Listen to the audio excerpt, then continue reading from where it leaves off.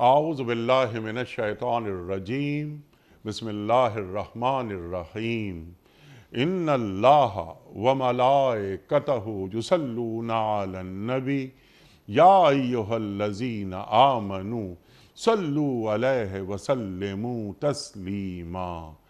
अल्लाहुम्मा सल्लि अला सय्यिदिना व नबिय्यिना व शफीयना व मौलाना मुहम्मद व अला आले मुहम्मद व बारिक वसल्लिम। मोहतरम ख़वातीन व हज़रात, अस्सलामु अलैकुम। पयाम सुबह के साथ एक बार फिर हाजिर मैं हूँ आपका मेज़बान अनीक अहमद।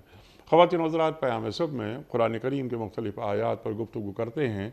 हमारे मुल्क के जय्यद उलमा तशरीफ़ लाते हैं और कुरान करीम के माना मफ़ाहीम बिल्कुल वाज़े करके हमारे सामने रख देते हैं, बहुत आसान अल्फाज इस्तेमाल करते हुए, ताकि हम कुरान करीम के उलूम तक पहुँचने की कोशिश करें और कुरान करीम से कुरान करीम के उलूम अपने अंदर मुंतकिल करें। ख़वातीन व हज़रात, आज की जो आयात हैं वो सूरह मोमिन की आयात 3 और 4 हैं। अल्लाह ताला क्या फरमा रहा है? हाँ मीम से आगाज़ होने वाली सूरत सूरह मोमिन, कुरान करीम की वो सूरतें जो जिनका आगाज़ होता है हाँ मीम से, उनके ताल्लुक़ से क्या फरमूदात हैं अल्लाह के रसूल सल्लल्लाहु अलैहि वसल्लम के। एक सवाल हम ये भी रखेंगे और ये आयात जो आज गुफ्तगू में आएंगी, इन आयात के ताल्लुक़ से अल्लाह के रसूल सल्लल्लाहु अलैहि वसल्लम क्या फरमा रहे हैं कि इन आयात को पढ़ने वाला दुश्मन से महफूज होता है और उस दिन, जिस दिन ये आयात पढ़ी जाएं, वो दिन तकलीफ़ और बुराई के बग़ैर गुज़रता है। ख़वातीन व हज़रात, अल्लाह ताला फरमा रहा है कि वो गुनाहों को माफ़ करने वाला है, वो तौबा कबूल करने वाला है, सख्त सज़ा देने वाला भी है, मगर साहिब फ़ज़ल है। अल्लाहु अकबर। कतबा अला नफ्सिहिर रहमा, अल्लाह ताला ने रहमत को अपने ऊपर वाजिब कर लिया है। अल्लाह ताला यहाँ बता रहा है कि मेरे फ़ज़ल और मेरी रहमत के अंदाज़ क्या क्या हैं। कोई माबूद नहीं उसके सिवा। तौहीद बारहा गुफ्तगू में आ चुकी है ये बात, उसी की तरफ पलट कर जाना है। अब जो बात अल्लाह ताला यहाँ फरमा रहा है कि अल्लाह की आयात में झगड़े नहीं करते, मगर सिर्फ वो लोग करते हैं जिन्होंने कुफ्र किया है। ख़वातीन व हज़रात, अल्लाह की आयात में झगड़ा क्या मुराद है? इससे क्या अहकाम और मसाइल के इस्तिंबात के लिए कुरान करीम से जब रुजू किया जाता है तो उसमें इख्तिलाफ राय को क्या मज़मूम करार दिया जा रहा है? कहाँ तक बहस व तमहीज़ हो सकती है, ये भी हम अपने सवालात में शामिल करेंगे। और कुरान करीम के मुख्तलिफ़ आयात के ताल्लुक़ से ये बात हो रही है, और क्या अहादीस रसूल करीम सल्लल्लाहु अलैहि वसल्लम के माना और मफ़ाहीम को भी तब्दील नहीं किया जा सकता, यानी ना तो कुरान करीम के अल्फाज में तहरीफ हो सकती है, और क्या कुरान करीम के इन आयात के माना में भी कोई तहरीफ नहीं हो सकती। ये भी हम एक सवाल रखेंगे, जोड़ेंगे अहादीस से भी कि फरमुदात रसूल करीम सल्लल्लाहु अलैहि वसल्लम जब एक फरमान आ गया तो क्या उस पर गौर व खौज करके उसके ताल्लुक़ से एक नई राय कायम की जा सकती है या नहीं। बहुत सारी बातें झैल में होंगी। आखिरी बात जो इन आयात में अल्लाह ताला फरमा रहा है वो ये कि ये कुफ़ार की जो चलत फिरत है, बड़ी तिजारतें होती थी इनकी, बड़ा माल और दौलत होता था इनका, तो ये जो खुशहाल ज़िंदगी है इनकी, ए नबी सल्लल्लाहु अलैहि वसल्लम आपको और आपके सहाबा को रिदवानुल्लाह ताला अजमईन को किसी धोखे में ना डाले। हमें क्या सबक मिल रहा है इन आयात से, ये भी जानेंगे हम मोहतरम मुफ्ती मुनीबुर रहमान साहब से। ख़वातीन व हज़रात, मुफ्ती मुनीबुर रहमान साहब हमारे मुल्क का एक मकबूल और महबूब नाम پیام صبح میں تشریف لاتے ہیں۔ ہمیشہ ہم مفتی صاحب سے سیکھتے ہیں۔ لاتعداد کتابوں کے مصنف محترم مفتی منیب الرحمان صاحب۔ آغاز کرتے ہیں اللہ کے بابرکت نام سے، سورہ مومن اور آیات 3 اور 4۔ اعوذ باللہ من الشیطان الرجیم، بسم اللہ الرحمن الرحیم۔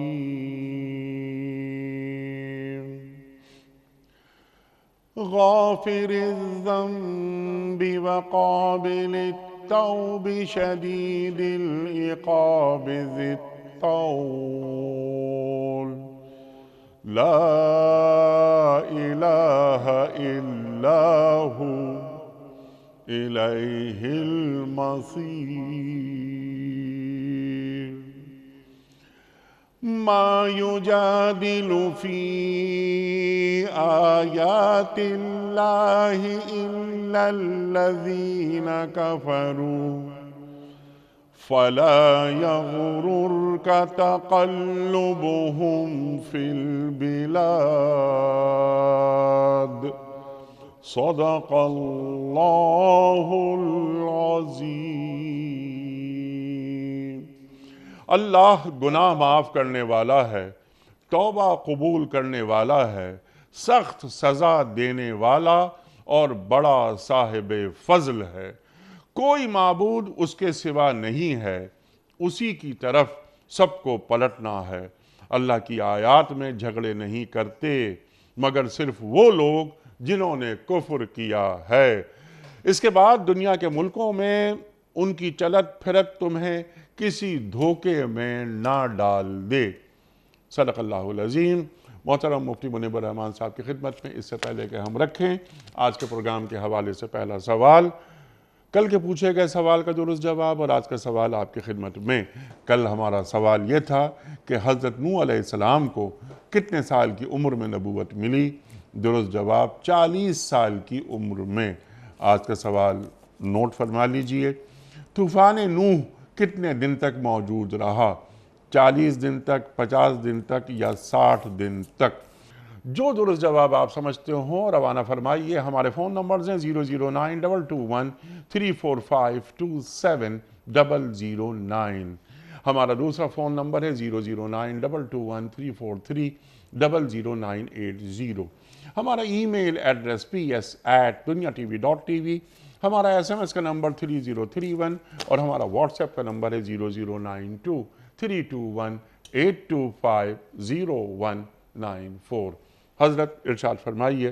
معاف کیجئے میرا انٹرو ذرا طویل ہو گیا لیکن 2-3 یہ بہت اہم موضوعات۔ ارشاد فرمائیے اس سے پہلے کہ ہم ان آیات پر آئیں، وہ صورتیں قرآن کریم کی جن کا آغاز حام میم سے ہوتا ہے، ان کا مقام کیا ہے؟ ان کے تعلق سے اللہ کے رسول صلی اللہ علیہ وآلہ وسلم کیا فرما رہے ہیں؟ بسم اللہ الرحمن الرحیم، نحمدہ ونصلی ونسلم علی رسولہ الکریم، اللہم صلی اللہ سیدنا و مولانا محمد وعلی آلہ وصحبہ اجمعین۔ انیق احمد صاحب، قرآن کریم کی کچھ صورتیں ہیں جو حامیم سے شروع ہوتی ہیں اور ان کو مجموعی طور پر حوامیم کہا جاتا ہے، جو حامیم کی جمع ہے، اور سورۃ المؤمن اس سلسلے کی پہلی سورہ مبارکہ ہے۔ سبحان اللہ۔ ان صورتوں میں اللہ تبارک و تعالیٰ کی جلالت کا، قرآن کریم کی عظمت کا بیان ہے، اللہ کی شان عفو و کرم کا بیان ہے۔ آگے چل کر ان میں عاقبت و آخرت کا بھی بیان ہے، اور چونکہ ان کے مضامین آپس میں ملتے جلتے ہیں اس لیے ان کو حوامیم کہا جاتا ہے۔ جو آیات مبارکہ آپ نے تلاوت فرمائیں ان میں چونکہ دوسری آیہ مبارکہ میں حامیم تنزیل الکتاب من اللہ العزیز العلیم، اللہ جل جلالہ جو ذات باری تعالیٰ کا علم ذات ہے، اس کی صفات آئی ہیں العزیز، العلیم، غافر الذنب، قابل التوب، شدید العقاب، ذی الطول، اور پھر لا الہ الا ہو۔ یہ اللہ تعالیٰ کی صفات عالی مرتبت ہیں، اللہ کی صفات ہیں۔ آج جو آیات ہمارے زیر بحث ہیں، اس میں یہ ہے کہ یہ قرآن اللہ کا نازل کردہ ہے جو غلبے والا ہے، علم والا ہے، اور گناہوں کو بخشنے والا ہے، توبہ کو قبول کرنے والا ہے، عذاب میں سختی کرنے والا ہے، اور اس کا فضل و احسان بھی بہت وسیع ہے۔ مفسرین کرام نے اس پر بات کی ہے کہ یہ غافر الذنب اور قابل التوب بظاہر ان کا معنی یا مراد ایک ہی جیسی ہے، لیکن کوئی تو حکمت ہے کہ اللہ تبارک و تعالیٰ نے ان دونوں کو الگ الگ بیان کیا، اور درمیان میں واو عاطفہ ہیں، اور علماء تفسیر نے کہا اور علماء نحو نے کہا کہ عطف میں معنوی تبدیلی کی طرف بھی اشارہ ہوتا ہے۔ غفر کے معنی ہیں چھپا دینے کے، غافر کے معنی ساتر کے ہیں، کہ اللہ تعالیٰ اپنی شان کرم سے اپنے بندوں کے گناہوں پر پردہ ڈال دیتا ہے، ان کو مستور فرما دیتا ہے، ان کو بخش دیتا ہے۔ اس پر علماء نے بات کی کہ یہ جو غافر الذنب ہے، آیا یہ اس میں کبائر کی مغفرت بھی ہو جاتی ہے یا کبائر کے لیے توبہ لازم ہے؟ تو مفسرین نے فرمایا کہ چونکہ یہ اللہ تبارک و تعالیٰ کی شان کے طور پر بیان کیا ہے، اس لیے غافر الذنب میں بھی تعمیم ہے، عمومیت ہے، کہ وہ صغیرہ گناہوں کو بھی معاف فرما دیتا ہے، اور اگر اس کی شان کرم کسی کی طرف متوجہ ہو جائے تو توبہ کے بغیر بھی کبیرہ گناہوں کو معاف فرما دیتا ہے۔ پھر بعض علماء نے، مفسرین نے یہ لکھا کہ کبھی ایسا ہوتا ہے کہ اللہ تبارک و تعالی بعض نیک اعمال کی برکت سے گناہوں کو معاف کر دیتا ہے۔ مثال کے طور پر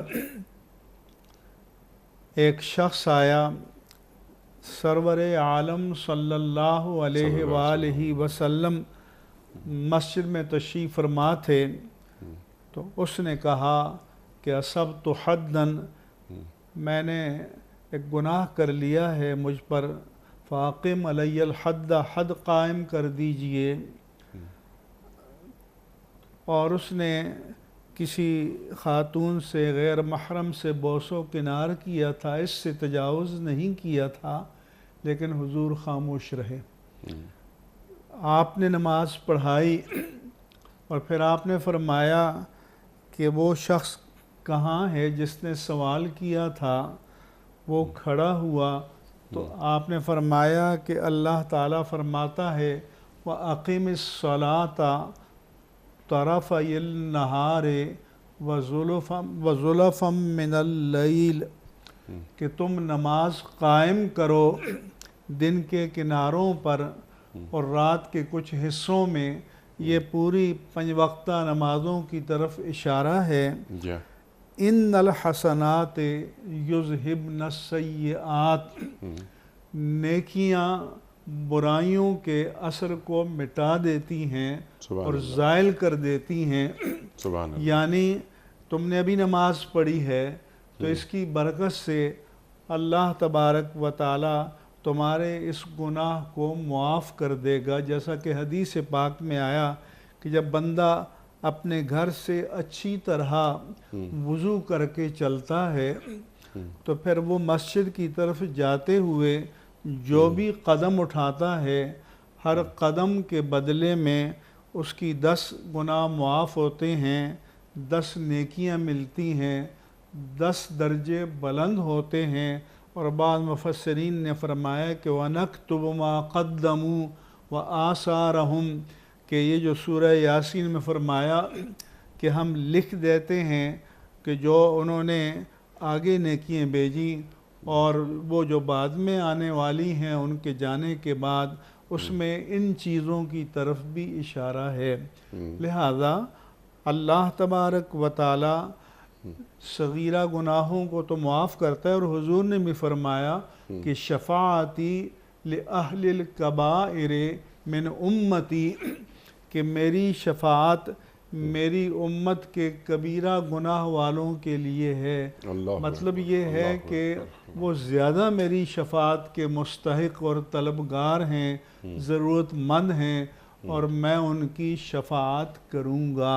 اللہ چنانچہ فرمایا کہ فَقُلْ تَسْتَغْفِرُوا رَبَّكُمْ، کہ حضرت نوح علیہ السلام کا ذکر ہے کہ میں نے کہا کہ اپنے رب کی بارگاہ میں استغفار کرو، انہو کان غفارا، وہ بہت بخشنے والا ہے، یرسل السماء علیکم مدرارا، اگر تم استغفار کو اپنا شعار بناؤ گے تو آسمان لگاتار تم پر باران رحمت نازل کرے گا، وَيُمْدِدْكُمْ بِأَمْوَالٍ وَبَنِينَ، اور مالوں سے اور اولاد سے تمہاری مدد فرمائے گا، وَيَجْعَلْ لَكُمْ جَنَّاتٍ وَأَنْہَارًا، تمہارے لیے باغات پیدا فرمائے گا، نہریں جاری فرمائے گا۔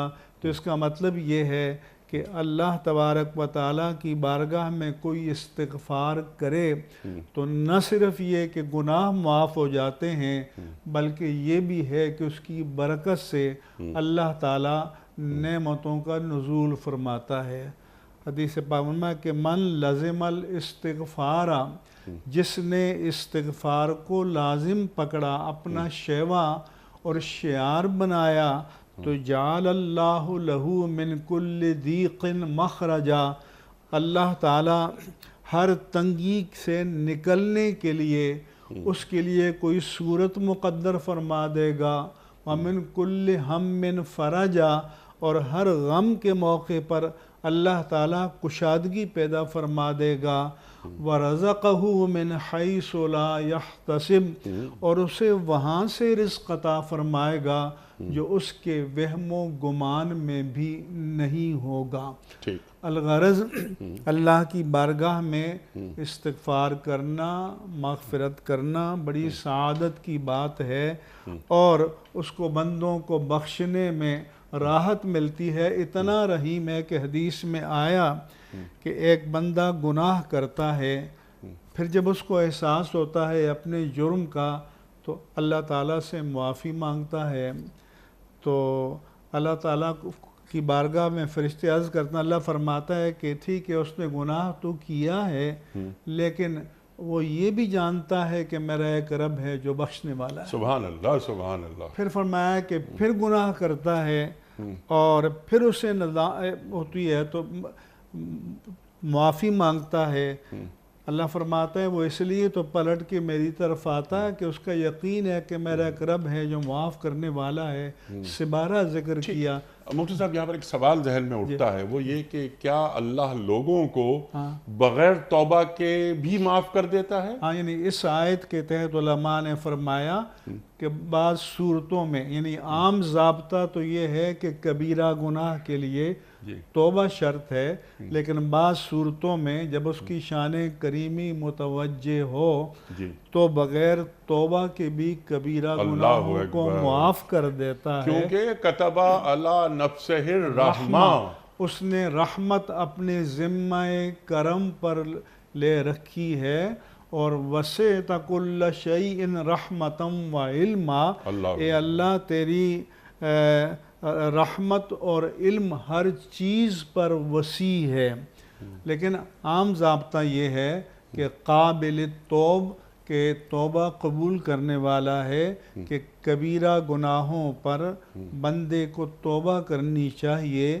چنانچہ اس توبہ کا پہلا مرحلہ تو یہ ہے کہ اپنے گناہ کا، جرم کا اعتراف کرے، جسے ہمارے یہاں قانون کی زبان میں کنفیشن یا اقرار و اعتراف جرم کہتے ہیں۔ تو فرمایا کہ من اعترف ذنبہ فقد استغفر تابا، کہ جس نے اپنے گناہ کا اعتراف کر لیا تو یہ توبہ کا ایک مرحلہ ہو گیا۔ دوسرا مرحلہ یہ بتایا کہ اپنے اس گناہ پر اللہ تعالیٰ کے حضور نادم ہو، شرمسار ہو، شرمندہ ہو۔ اس کے بارے میں حدیث میں فرمایا کہ الندم التوبۃ، کہ اللہ کی بارگاہ میں اپنی غلطیوں پر شرمندہ ہو جانا یہ بھی توبہ ہے۔ پھر حضور سے پوچھا، حضرت معاذ بن جبل بیان کرتے ہیں کہ میں نے عرض کی یا رسول اللہ صلی اللہ علیہ وسلم، اللہ جو فرماتا ہے کہ وَتُوبُوا إِلَى اللَّهِ تَوْبَةً نَصُوحًا، کہ اللہ کی بارگاہ میں توبۃ النصوح کرو، تو توبۃ النصوح کیا ہے؟ فرمایا حضور نے کہ وہ گناہ پر جب نادم ہو اور پھر وہ توبہ کرے تو اتنے پختہ عزم کے ساتھ توبہ کرے کہ پھر وہ گناہ کی طرف پلٹ کر نہیں آئے گا۔ جیسے جانور کے تھن سے جو دودھ نکل جاتا ہے وہ واپس تھن میں پلٹ کر نہیں جاتا۔ تو پہلا تو یہ ہے کہ اعتراف گناہ، دوسرا یہ ہے کہ اس پر شرمندہ ہونا، تیسرا یہ ہے کہ اللہ سے پیمان وفا باندھنا کہ پھر اس گناہ کی طرف پلٹ کر نہیں آئے گا، چوتھا یہ ہے کہ شریعت میں اس گناہ کی تلافی کی کوئی صورت اگر رکھی ہے تو اس کے مطابق تلافی بھی کرنا، مثلا روزے قضا ہیں کیے ہیں تو قضا رکھے، زکوٰۃ نہیں دی ماضی کی تو دے، نمازیں قضا ہوئی ہیں تو قضا کرے، بندوں کا حق مارا ہے تو اس کو ادا کرے یا ان سے معافی مانگے۔ چنانچہ سورۃ الفرقان میں اللہ تبارک و تعالیٰ نے کبیرہ گناہوں کا ذکر کیا کہ وَالَّذِينَ لَا يَدْعُونَ مَعَ اللَّهِ إِلَٰهًا آخر، کہ جو اللہ کے ساتھ کسی اور کو معبود نہیں ٹھہراتے، وَلَا يَقْتُلُونَ النَّفْسَ الَّتِي حَرَّمَ اللَّهُ إِلَّا بِالْحَقِّ، اور کسی کو ناحق قتل نہیں کرتے، وَلَا يَزْنُونَ، اور بدکاری نہیں کرتے، یہ کبیرہ گناہ ہیں۔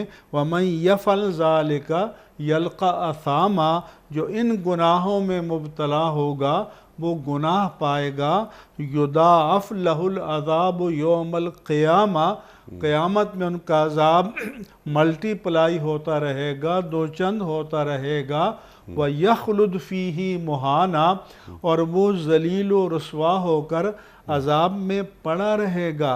إِلَّا مَنْ تَابَ، مگر فرمایا کہ جو توبہ کر لے، وَآمَنَ، اور ایمان لے آئے، وَعَمِلَ عَمَلًا صَالِحًا، اور پھر توبہ کے تقاضوں پر کاربند رہے اور نیک کام کرے، فَأُولَئِكَ يُبَدِّلُ اللَّهُ سَيِّئَاتِهِمْ حَسَنَاتٍ، تو یہ وہ لوگ ہیں کہ جن کے گناہوں کو اللہ تعالیٰ نہ صرف یہ کہ معاف کرے گا بلکہ ان کو نیکیوں سے بدل دے گا۔ سبحان اللہ، سبحان اللہ، سبحان اللہ، کیونکہ اللہ رحمان ہے، رحیم ہے، غفور ہے، غفار ہے، تواب ہے، جو گفتگو آپ نے بالتفصیل بھی عطا فرما دی۔ اللہ تعالیٰ کی وہ صفات ہیں جو رحم کی، کرم کی۔ حدیث میں آیا کہ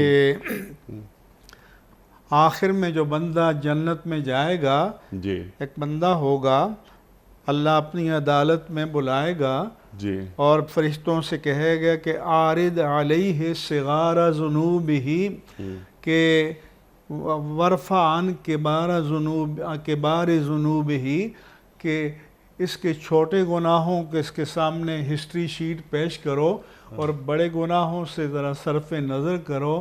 اس سے کہا جائے گا تم نے فلاں دن فلاں وقت یہ گناہ کیا، ذرا انکار کی تو مجال نہیں ہوئی، اعتراف کرے گا. ایک ایک گناہ کر کے گنتے چلے جائیں گے فرشتے، وہ اعتراف کرتا چلا جائے گا، لیکن دل میں تمنا کرے گا کہ وہ جو میرے بڑے بڑے گناہ ہیں کاش کہ وہ لسٹ میں نہ آئیں.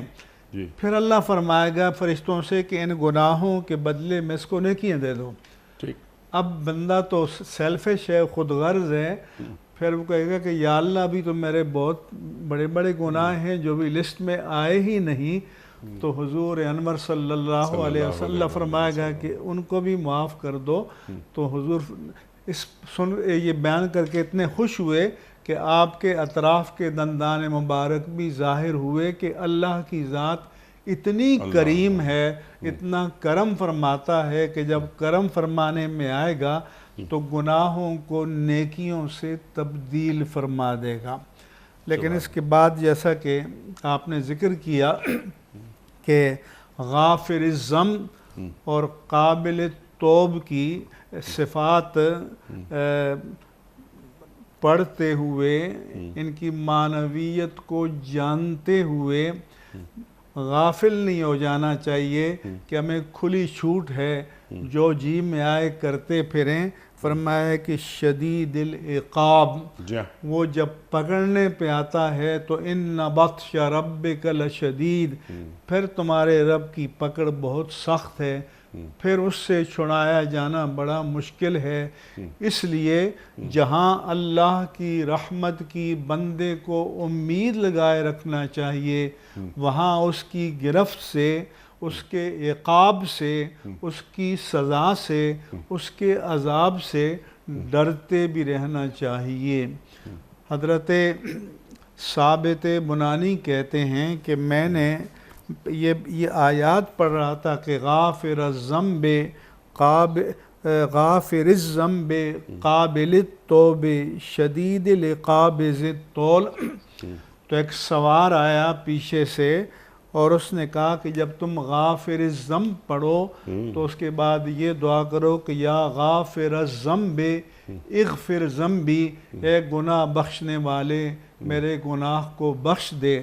جب قابل توب پڑھو تو پھر یہ کہو کہ یا قابل التوب اقبل توبتی، اے توبہ قبول کرنے والے میری توبہ کو قبول فرما. اور جب شدید العقاب پڑھو تو یہ اس کے بعد یہ کہو کہ یا شدید العقاب لا تعاقبنی، اے سخت سزا دینے والے تو مجھے اپنی سزا سے بچا. اور ذی الطول جب پڑھو تو کہو کہ یا ذی الطول طل علی بخیر، اے بے پناہ فضل و احسان کرنے والے مجھ پر بھی بے پناہ فضل و احسان اور کرم کی بارش نازل فرما. سبحان اللہ. حضرت عمر فاروق رضی اللہ تعالیٰ عنہ کا ایک بڑا بہادر دوست تھا، ساتھی بن گیا، شام کا رہنے والا. تو اس کے گھر کا کوئی فرد آیا، بڑا اچھا تھا، بہادر تھا، جری تھا، شجاع تھا. تو آپ نے اس کا حال پوچھا تو انہوں نے بتایا کہ اس کا تو برا حال ہو گیا، شراب و کباب میں بدکاریوں میں مبتلا ہو گیا ہے. حضرت عمر فاروق نے ان کو لکھ کر دی ایک پرچی کہ الحمدللہ، کہ اس اللہ کی تعریف ہے کہ لا الہ الا ہو، جس کے سوا کوئی عبادت کے لائق نہیں. پھر یہ آیت لکھی کہ غافر الذنب قابل التوب شدید العقاب ذی الطول. فرمایا کہ جب وہ شراب کے نشے میں مست ہو تو یہ پرچی میری جو سیل کی ہوئی تھی اس وقت اس کو پکڑا دینا. جب اس کیفیت میں آیا تو اور اس میں تھا کہ لا تیأس من رحمت اللہ، اللہ کی رحمت سے نا امید نہ ہو جاؤ۔ جب اس نے یہ پرچہ پڑھا اور اس نے کہا کہ اتنے باغی کو بھی اللہ نا امید نہیں کرتا، تو فوراً اس نے توبہ کی اور گناہوں کی دنیا سے پلٹ آیا اور دوبارہ اعلیٰ درجے کا اطاعت گزار اور نیکوکار بندہ بن گیا۔ سبحان اللہ، میری رحمت میرے غضب پر حاوی ہو گئی۔ ان رحمتی سبقت غضبی، کہ میری رحمت جو ہے وہ میرے غضب سے سبقت حاصل کر لیتی ہے، اس پر غالب آتی ہے، بشرطے کہ ہم رحمت کو پکاریں۔ اس لیے امام احمد رضا قادری نے لکھا کہ لفظ توبہ نہ ضرور نہ کافی، اصل کیا ہے کہ اعتراف ہے اور ندامت ہے، کیونکہ ہمارے ہاں لوگوں نے میری توبہ قبول ہو، میری توبہ قبول ہو نعتیں بنا رکھی ہیں، اور ایک نعتخواں مجلس میں بیٹھ کے یا اسٹوڈیوز میں سب کی توبہ قبول کر لیتا ہے۔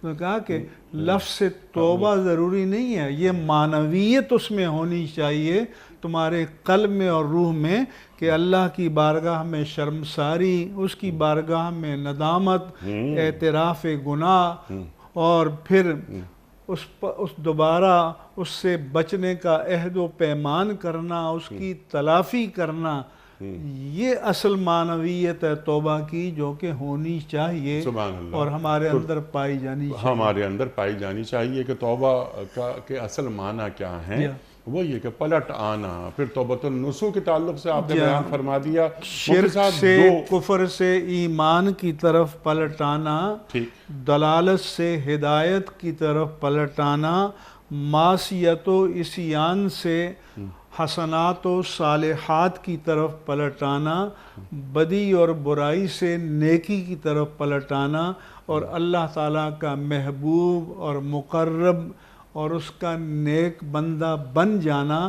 یہ جو ایک روحانی ارتقاء کا سفر ہے، اس کی پوری معنویت کو شریعت میں توبہ کہتے ہیں۔ سبحان اللہ، سبحان اللہ۔ بالتفصیل آپ نے ایک ایک نقطہ واضح کر دیا۔ اب یہاں دو پوائنٹس مزید رہ گئے ہیں، میں چاہتا ہوں کہ آج ہی یہ مکمل ہو جائیں۔ قرآن کی آیات میں جھگڑا نہیں کرتے، مگر وہ لوگ جنہوں نے کفر کیا، اللہ تعالیٰ ارشاد فرما رہا ہے، سرکار دو عالم صلی اللہ علیہ وآلہ وسلم کے کانوں میں آواز آئی کہ دو افراد جھگڑا کر رہے ہیں قرآن کریم کی کسی آیت کے تعلق سے۔ آپ غضبناک ہو کر باہر تشریف لائے اور آپ نے فرمایا کہ تم سے پہلے کی امتیں اسی لیے ہلاک ہوئی تھیں کہ انہوں نے اپنی کتاب کے حوالے سے جھگڑا کرنا شروع کر دیا تھا۔ تو جدال فی القرآن یہ کیا ہوتا ہے مفتی صاحب؟ حدیث پاک میں فرمایا کہ فَلَا تُمَارُوا فِي الْقُرْآنِ فَإِنَّ مِرَاءً فِي الْقُرْآنِ كُفْرٌ۔ قرآن میں جھگڑا نہ کرو، قرآن میں جھگڑا کرنا کفر ہے۔ دوسری حدیث میں فرمایا کہ جدال فی القرآن کفر، قرآن میں مجادلہ کرنا یہ کفر ہے۔ اب یہ وہ کس طرح کا جدال کرتے تھے؟ یہ قرآن میں اللہ نے فرمایا کہ مِنْهُمْ مَنْ يَسْتَمِعُ إِلَيْكَ، ان میں سے وہ کچھ لوگ وہ تھے جو کان لگا کر آپ کو سنتے تھے۔ وَجَعَلْنَا عَلَىٰ قُلُوبِهِمْ أَكِنَّةً أَن يَفْقَهُوا، لیکن ان کی بدعمالیوں کی وجہ سے ان کے دلوں پر ہم نے پردہ ڈال دیا کہ وہ اس کو سمجھ نہیں پاتے۔ وَفِي آذَانِهِمْ وَقْرًا، اور ان کے کانوں میں بہرا پن ہے۔ وَإِن يَرَوْا كُلَّ آيَةٍ لَا يُؤْمِنُوا بِهَا، اگر اس کو اللہ اپنی قدرت کی ساری نشانیاں بھی دکھلا دے تو پھر بھی ایمان نہیں لائیں گے۔ حَتَّى إِذَا جَاءُوكَ يُجَادِلُونَكَ، یہاں تک کہ جب آپ کے پاس آئیں گے تو آپ سے جھگڑا کریں گے۔ يَقُولُ الَّذِينَ كَفَرُوا، اور کافر کہیں گے ان ھذا الا اساطیر الاولین، یہ تو پچھلی قوموں کی افسانوی داستانیں ہیں، یہ کہاں سے اللہ کا کلام ہو گیا جو آپ اس کو بیان کرتے ہیں۔ اسی طرح دوسرے مقام پر اللہ فرماتا ہے کہ وہ کہتے ہیں کہ ان ہی الا اساطیر الاولین، یہ پچھلی قوموں کی افسانوی داستانیں ہیں، اقتتبہا، انہوں نے کسی سے لکھوا لیا ہے، فہی تملی علیہ بکرۃ واصیلا، یہ صبح و شام ان کو پڑھ کر سنایا جاتا ہے، یعنی وہ قرآن کو اللہ کا کلام نہیں مانتے تھے، یا اس میں تحریف لفظی کرتے تھے یا تحریف معنوی کرتے تھے۔ تحریف لفظی کی مثال بھی اللہ نے قرآن میں بیان کی کہ فرمایا کہ یا ایھا الذین آمنوا لا تقولوا رائنا وقولوا انظرنا واسمعوا، کہ صحابہ کرام کا طریقہ یہ تھا کہ جب بارگاہ مصطفی میں بیٹھے ہوتے اور حضور ارشاد فرما رہے ہوتے اور کوئی بات سمجھ میں نہ آئی ہوتی، جیسے ہم اردو میں کہتے ہیں کہ مکرر ارشاد فرمائیے، تو وہ عرض کرتے کہ رائنا یا رسول اللہ، یا رسول اللہ صلی اللہ علیہ وسلم، ہماری رعایت کیجئے، دوبارہ ارشاد فرمائیے۔ تو وہ جو منافق ہوتے تھے اور وہ کیا کرتے تھے کہ اس رائے کے کلمے کو امالہ کر کے رائینا یا رسول اللہ کہتے، اور پھر باہر جا کر اپنی مجلسوں میں کہتے کہ دیکھیے ہم نے ان کو رائینا مانے ہمارے چرواہے، ہم نے کس طرح سے ان کی توہین کر دی، یا اس کو ران سے رہتے جس کے معنی حماقت کے ہیں۔ تو اللہ تعالیٰ نے فرمایا کہ اپنے حبیب کریم کی شان کا ایک نیا ضابطہ جاری فرمایا کہ میرے نبی کی شان میں ایسا کلمہ استعمال کرنا بھی جائز نہیں کہ بولنے والے کی مراد صحیح ہو، اس کے معنی بھی صحیح ہوں، لیکن کوئی بدطینت اور خبیث الفطرت شخص اس کو اہانت کے معنی میں لے لے۔ اسی فرمایا کہ آئندہ تم یہ کہا کرو کہ انظرنا یا رسول اللہ۔ یہ کفار کا رویہ، یہ رویہ مشرکین کا رویہ۔ اب جو حامل کتاب ہیں ان کا رویہ، ایک تو ماضی یعنی توریت اور انجیل کے حاملین، ان کا رویہ، ہمارا رویہ، کہ بہت سارے سوالات ہیں ذہن میں مفتی صاحب۔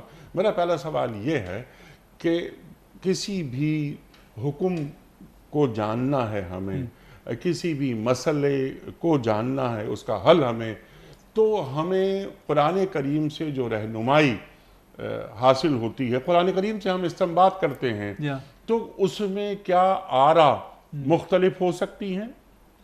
یہاں پر اس مراء یا مجادلے سے منع کیا گیا ہے جو مقصود قرآن کو باطل کرنے کے لیے کیا جائے۔ وہ بحث یا وہ تمہیز یا وہ غور و خوض یا وہ علمی اجتہاد کہ جو منطوق قرآن اور مفہوم قرآن اور مقصود قرآن تک رسائی کے لیے کیا جائے، وہ تو عبادت ہے۔ اور اس میں تو فرمایا کہ من اجتہد و اصاب فلہ اجر، جس نے اپنی پوری علمی اور فکری اور عقلی قوت کو صرف کیا مراد حق کو پانے کے لیے اور صحیح مراد تک پہنچ گیا، تو اس کو 2 اجر ملیں گے۔ ایک تو اس ذہنی اور فکری جو اس نے ایکسرسائز کی اور اجتہاد کیا، جہد مسلسل اس کا، اور ایک نیک مفہوم کو پانے کا۔ وَمَنِ اجْتَهَدَ فَأَخْطَأَ فَلَهُ أَجْرٌ، اگر کسی نے اجتہاد کیا، فکری قوت کو صرف کیا، لیکن پوری مراد تک نہ پہنچ پایا، نیت اس کی صالح تھی، نیت اس کی خالص تھی، تب بھی اس کو ایک اجر ملے گا۔ اجر مل رہا ہے، چہ جائے کہ جھگڑا نہیں، اجر دیا جا رہا ہے۔ البتہ یہ فرمایا کہ ادعو الی سبیل ربک بالحکمت والموعظۃ الحسنۃ وجادلہم باللتی ہی احسن، اور لوگوں کو اپنے رب کے راستے کی طرف بلاؤ، حکمت کے ساتھ، دانش کے ساتھ، بصیرت کے ساتھ،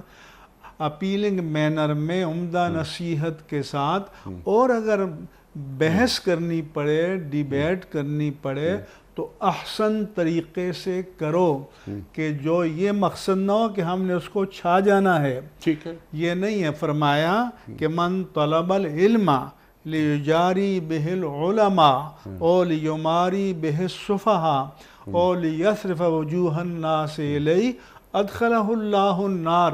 جس نے علم دین کا اس لیے حاصل کیا کہ مناظرے میں علماء پر غالب آ جائے یا بیوقوف لوگوں کو کٹ حجتیوں میں مبتلا کرے یا لوگوں کی عقیدت کو اپنی جانب مائل کرے، یعنی دین حق کی اصل فہمائش مقصود نہیں ہے، اپنی نفسانیت مقصود ہے، تو یہ علم اس کو جہنم میں لے جائے گا۔ اس لیے وہ ادائے دل بری ہو یا نوائے عاشقانہ جو دلوں کو فتح کر لے وہی فاتح زمانہ۔ اچھا، اب یہاں پر 2-3 سوالات آپ کی خدمت میں۔ مفتی صاحب، جن چیزوں کے تعلق سے، جن مسائل کے تعلق سے، جن احکامات کے تعلق سے نصوص قرآنی واضح ہیں، احادیث مبارک صلی اللہ علیہ وآلہ وسلم میں بات بالکل کلیئرٹی کے ساتھ بیان کر دی گئی ہے، کیا ان پر بھی کوئی گفتگو، کوئی تحقیق، کوئی توجہ، کوئی شبہ، اس کا حق کسی مسلمان کے پاس ہے؟ نہیں، جو محکمات ہیں جی،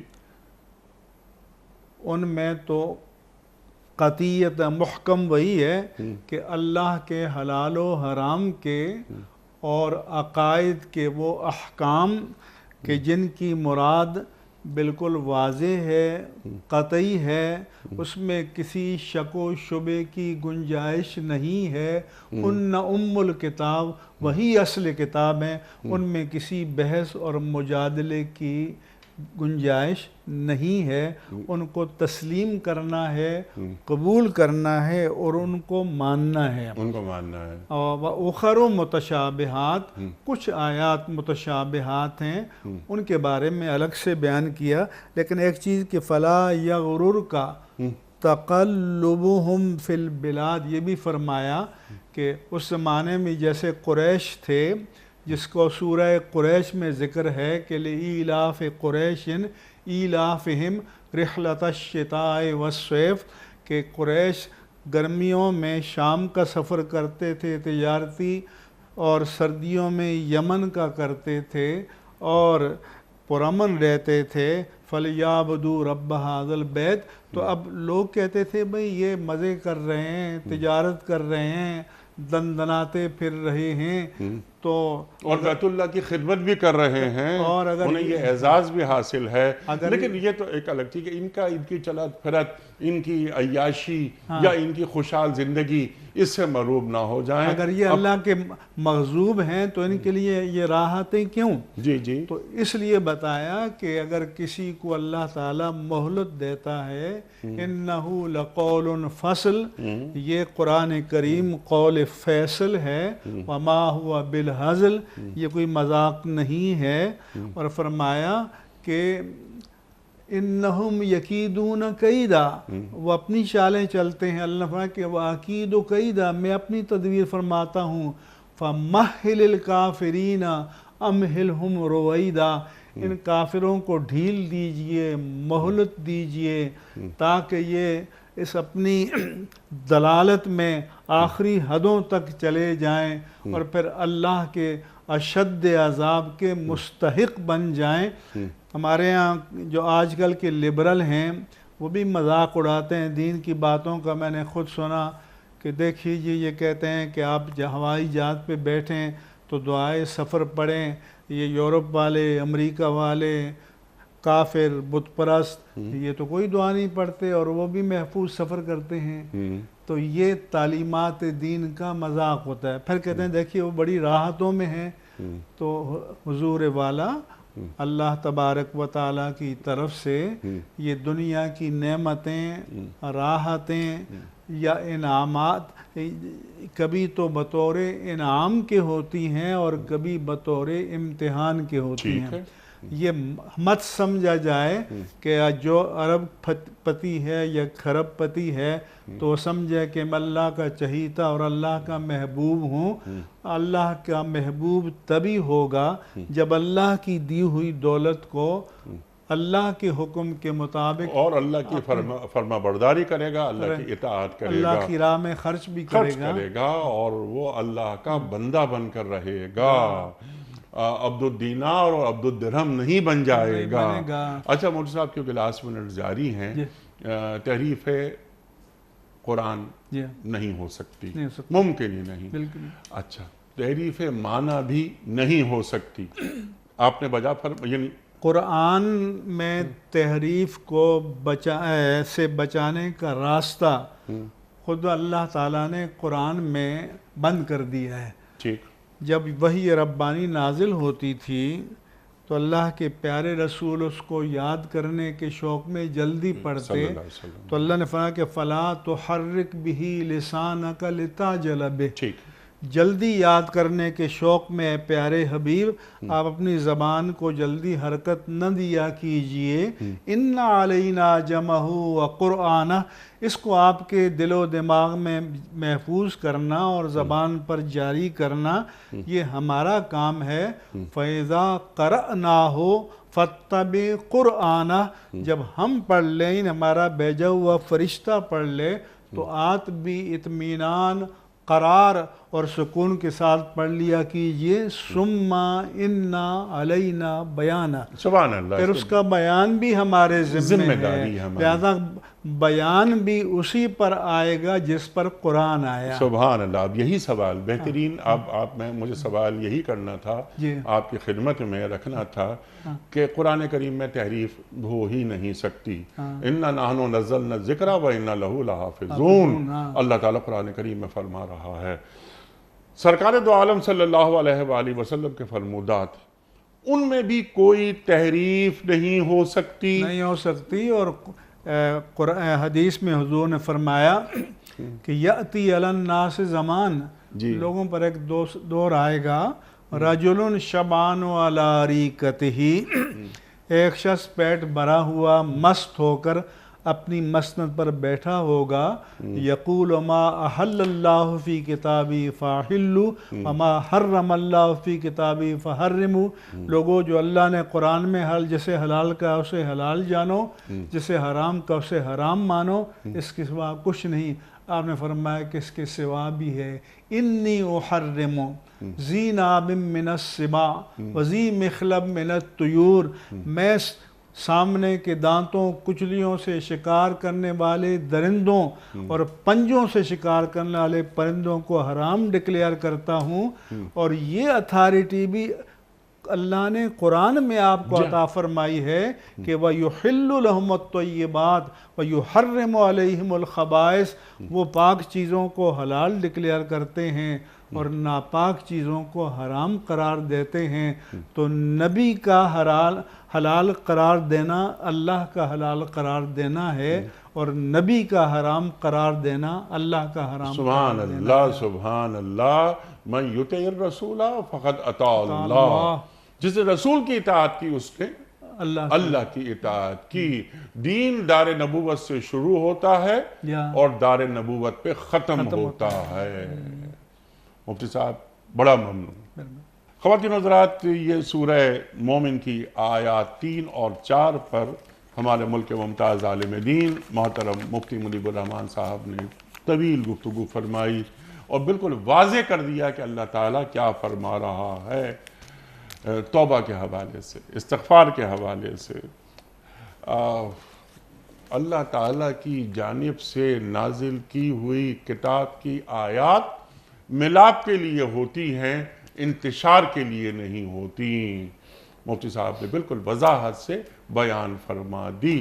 اور اللہ کے رسول صلی اللہ علیہ وآلہ وسلم فرماتے ہیں کہ کسی وحی کی آیت پر جھگڑا کرنے کی وجہ سے سابقہ امتیں ہلاک ہوئی تھیں. ہمارے رویے کیا ہیں؟ ٹو ڈوز کیا ہے؟ تو برائے وصل کردن آمدی، نے برائے فصل کردن آمدی. مولانا روم کہہ گئے ہیں۔ بہت ساری گفتگو مزید ہو سکتی ہے، لیکن وقت یہاں مکمل ہوا ہمارے آج کے پروگرام کا۔ کوئز کل کا سوال ہمارا یہ تھا کہ حضرت نوح علیہ السلام کو کتنے سال کی عمر میں نبوت ملی؟ درست جواب 40 سال کی عمر میں۔ آج کا سوال نوٹ فرما لیجئے، طوفان نوح کتنے دن تک موجود رہا؟ 40 دن تک، 50 دن تک یا 60 دن تک؟ جو درست جواب آپ سمجھتے ہوں روانہ فرمائیے۔ ہمارے فون نمبرز ہیں 00922134527 ہمارا دوسرا فون نمبر ہے 0092234300980۔ ہمارا ای میل ایڈریس ps@duniatv.tv، ہمارا SMS کا نمبر 3031 اور ہمارا واٹس ایپ نمبر ہے 009232182509194۔ مفتی صاحب ایک پرچی نکال کر اعلان فرما دیجئے کہ آج کے ونر کون ہیں؟ محمد فہد فاروق سرگودا۔ محمد فہد فاروق صاحب سرگودے سے آپ کی خدمت میں دنیا ٹی وی کی جانب سے دینی کتب پر مشتمل گفٹ ہیمپر آپ کے گھر بذریعہ کوریئر روانہ کیا جا رہا ہے۔ آپ کو بہت بہت مبارک ہو۔ اختتام ہوتا ہے پیام صبح کا روزانہ ایک قول پر، اور وہ قول ہوتا ہے صاحب نہج البلاغہ امیر المومنین حضرت علی مرتضیٰ کرم اللہ وجہہ کا۔ آپ فرماتے ہیں جس شخص میں حیا نہیں ہوتی اس میں خیر اور خوبی نہیں ہوتی۔ جس شخص میں حیا نہیں ہوتی اس میں خیر اور خوبی نہیں ہوتی۔ اللہ اکبر۔ اپنے میزبان انیق احمد کو کل تک کے لیے اجازت دیجیے۔ خدا حافظ۔